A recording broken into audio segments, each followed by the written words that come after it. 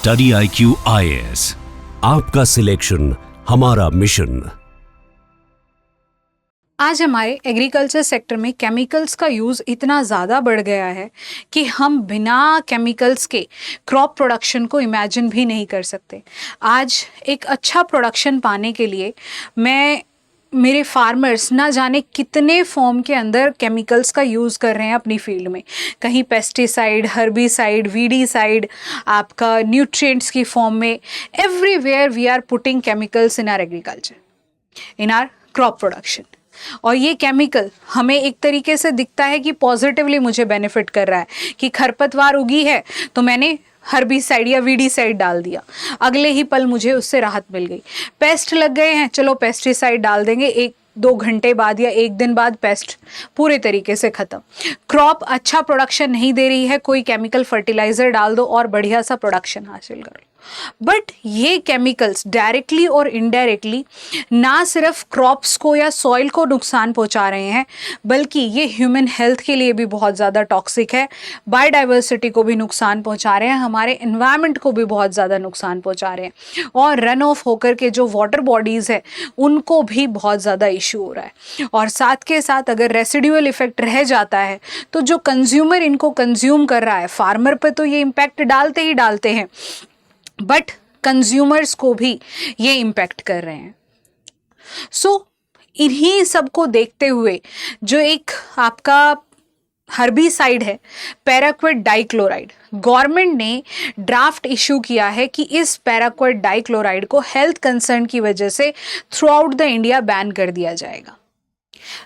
इस वीडियो में आज हम देखते हैं कि ये पैराक्विट डाइक्लोराइड है क्या, इसको बैन क्यों किया गया है और इसके टॉक्सिसिटी लेवल क्या है। उससे पहले मैं आपको बताना चाहूँगी कि आप मेरा टेलीग्राम चैनल ज़रूर से ज्वाइन कर लीजिएगा, क्योंकि वहाँ पर आपको इस तरीके की करंट अफेयर रिलेटेड PDF सभी टॉपिक्स पर मिल जाएंगी। एग्रीकल्चर ऑप्शनल रिलेटेड टॉपिक्स पे PDFs आपको मिल जाएंगी। तो ये टेलीग्राम चैनल का लिंक है @monica_yadav_agriculture। और अगर आप मुझसे एग्रीकल्चर ऑप्शनल पढ़ना चाहते हैं तो मैं आपके लिए एग्रीकल्चर ऑप्शनल का नया बैच लेकर आई हूँ, जिसके एडमिशन 31 जुलाई को बंद हो रहे हैं। हमारे कोर्स में आपको 400+ लाइव लेक्चर, रिकॉर्डेड लेक्चर, इसके साथ साथ आपको 1-to-1 mentorship session, doubt session and many more thing you will get at just 17,999 rupees. अगर आप ये माई लाइव कोड यूज़ करेंगे तो आपको ये 17,999 रुपीज़ में मिल जाएगा। टाइम वेस्ट मत कीजिए, लिमिटेड सीट है और लिमिटेड टाइम के लिए ही एडमिशन्स आपके ओपन है। Let's get back to the our topic. यहाँ पर पहले एक बार हम न्यूज़ समझ लेते हैं। तो गवर्नमेंट ने जो पैराक्विट डाइक्लोराइड है, नेशन वाइड इसके ऊपर बैन लगा दिया है। और ये जो प्रपोजल है section 27 of the insecticide act 1968 के अंडर लगाया गया है। और ये बैन किसने इशू किया है? Ministry of agriculture and farmer welfare ने। ये ड्राफ्ट जो है 13 जुलाई को पब्लिश हुआ था और इसको अभी 30 डेज के लिए ओपन छोड़ा गया है, ताकि public consultation, public views government इसके ऊपर ले सके। That was the news. But हमारे लिए क्या ज़रूरी है?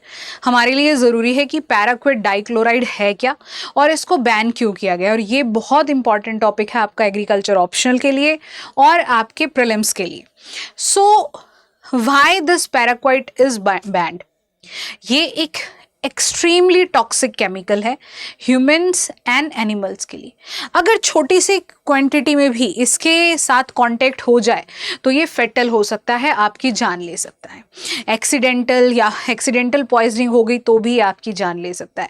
और हमें पता है कि फार्मर डिस्ट्रेस की वजह से बहुत ज़्यादा फार्मर जो है वो सुसाइड कर लेते हैं। तो वहाँ पर जो फार्मर्स का सुसाइड जो करते हैं, तो मोस्टली फार्मर ये पैराक्विट को कंज्यूम कर लेते हैं और कुछ ही देर में उनकी डेथ हो जाती है। और यहाँ पर ये और ज़्यादा खतरनाक इसलिए हो जाती है क्योंकि इस पर्टिकुलर हर्बिसाइड का कोई भी एंटीडोट आज तक नहीं बना है। अगर इसकी पॉइजनिंग हो जाए तो हमारे पास इसका कोई स्पेसिफिक एंटीडोट नहीं है। इसका जो एक्सपोजर है, lung disease, severe lung disease, that is pulmonary fibrosis, kidney and lung failure, liver failure ये कर देता है, रेस्पिरेटरी फेलियर कर देता है, और कुछ रिसर्च में इसको पार्किंसन डिजीज से भी रिलेट करके देखा जा रहा है। इन्हीं सभी कारणों की वजह से 70 से अधिक देशों ने इसके ऊपर बैन लगा रखा है या इसको सिवियरली रेस्ट्रिक्ट कर रखा है अपनी कंट्री के अंदर। और यहाँ पर ये तो हमने इसके बाद देख ली। अब हम देखते हैं पैराक्विट डाइक्लोराइड है क्या। एक्चुअली ये एक हर्बिसाइड है, या हम इसे वीडीसाइड भी कह सकते हैं, जो एक्स्ट्रा प्लांट्स या फिर अनवांटेड प्लांट्स फील्ड के अंदर उग जाते हैं, जिन्हें हम वीड्स कहते हैं, खरपतवार जिसको अगर शुद्ध हिंदी में कहा जाए, तो उनको कंट्रोल करने के लिए इसको यूज किया जाता है। ये एक नॉन सेलेक्टिव कॉन्टेक्ट हर्बिसाइड है। नॉन सेलेक्टिव मतलब कि ये हर एक प्लांट के ऊपर वर्क करेगी।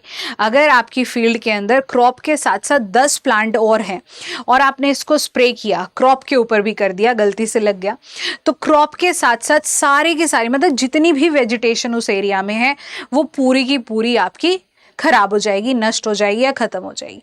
अब बात करते हैं व्हाट इज कॉन्टेक्ट हर्बिसाइड। मतलब जब आप इसको स्प्रे कर रहे हो तो इसका लीव्स के कांटेक्ट में आना जरूरी है। बट लीव्स के कांटेक्ट में आना क्यों जरूरी है? इसका मोड ऑफ एक्शन क्या है? देखो, ये जितने भी ग्रीन प्लांट्स हैं सबको किल कर देती है, बट हाउ? जैसे ही इसको स्प्रे किया जाता है तो प्लांट जो है अपने स्टोमेटा के थ्रू इसको एब्जॉर्ब कर लेता है। जैसे ही प्लांट इसको एब्जॉर्ब करता है, ये जाकर के फोटोसिंथेसिस को रोक देती है, उसको डिसरप्ट कर देती है और रिएक्टिव ऑक्सीजन स्पीसीज को प्रोड्यूस करते हैं। और वो जो रिएक्टिव ऑक्सीजन स्पीसीज हैं प्लांट की सेल मेम्ब्रेन को रप्चर कर देते हैं, मतलब छेद कर देते हैं। अब सेल ही रप्चर हो चुकी है तो फिर क्या बचेगा? कुछ भी नहीं बचेगा। और ये इंडिया के अंदर बहुत ज़्यादा यूज़ होती है क्योंकि ये फास्ट एक्टिंग है। फार्मर इसको अपनी फील्ड, फसल ग्रो करने से पहले फील्ड को क्लियर करने के लिए इसको यूज़ करते हैं, क्योंकि यहाँ पर फार्मर को कोई एक्स्ट्रा इनपुट नहीं डालना है। ये काफ़ी ज़्यादा इनएक्सपेंसिव है, बहुत सस्ती आ जाती है, चीप आ जाती है। तो फार्मर को जितना पैसा लेबर्स को देना पड़ता है उसके 1/10 पार्ट में ही ये आ जाती है और फार्मर इसको इजीली यूज कर लेते हैं। फास्ट एक्टिंग है और इसको स्प्रे करने के कुछ ही घंटों बाद आप देखेंगे प्लांट पूरे तरीके से मर चुका है। अब यहाँ पर ये जो बैन लगाया है, before the ban we can discuss कि what are the crops in which it is use. ये आज के टाइम में हम जितनी भी क्रॉप ग्रो कर रहे हैं सब में यूज़ हो रहा है, बट इसका ज़्यादातर use tea, coffee, cotton, paddy, sugarcane, maize, wheat, rubber, आपके जो ग्रेप्स हैं और प्लांटेशन क्रॉप्स, इन सब में इसका भारी मात्रा में यूज़ हो रहा है। इस इम्प्लीकेशन से यहाँ पर जो ये ड्राफ्ट ऑर्डर निकाला गया है, ये कहता है कि पैराक्विट डाइक्लोराइड के manufacturing, import, transport, distribution, sale and use, paraquat dichloride का किसी भी फॉर्म में यूज नहीं होना चाहिए। ना आप इसे मैन्युफैक्चर कर सकते हो, ना आप इसको इंपोर्ट कर सकते हो, ना ट्रांसपोर्ट कर सकते हो, डिस्ट्रीब्यूट भी नहीं कर सकते हो, ना सेल कर सकते हो, ना ही आप इसका यूज कर सकते हो किसी भी फॉर्म में थ्रू आउट द कंट्री। ये जो इम्प्लीकेशन है फार्मर्स, वर्कर और कंज्यूमर की हेल्थ सेफ्टी को ध्यान में रख करके लिया गया है, तो उनके लिए बेनिफिशियल है।